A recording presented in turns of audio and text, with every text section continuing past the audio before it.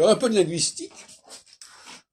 Je discutais encore l'autre jour, il y a 2 jours, avec Christophe dans un café philo McDo que nous avons désormais au Burger Fries, qui est au carrefour entre la boulevard Bonne Nouvelle et la rue Saint-Denis.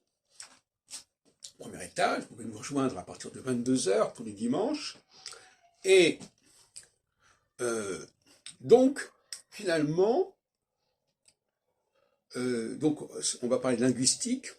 Je disais à notre ami que le S du pluriel en français était une simple marque comme ça, grammaticale, qui n'avait aucune obligation au niveau de la prononciation. Il ne faut pas croire que tout ce qui est écrit doit être prononcé. De même que tout ce qui est dans le ciel ne doit pas forcément être analysé astrologiquement, etc., etc. Il faut éviter ce genre de généralisation et d'extrapolation. Mais il y a une autre lettre qui est un marqueur de pluriel. Alors, le S est un marqueur de pluriel pour les noms et pour les adjectifs. Et le T est un marqueur de pluriel pour les verbes.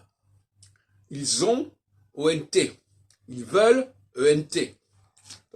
Là encore, ce T n'est pas à être prononcé et quelque chose qui est rajouté.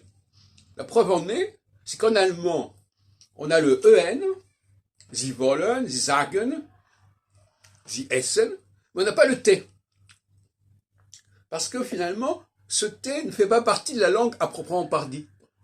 C'est du métalangage grammatical qu'on a cru après, parce qu'après les gens arrivent, ils ne comprennent plus les codes, mais on n'a pas à prononcer le T.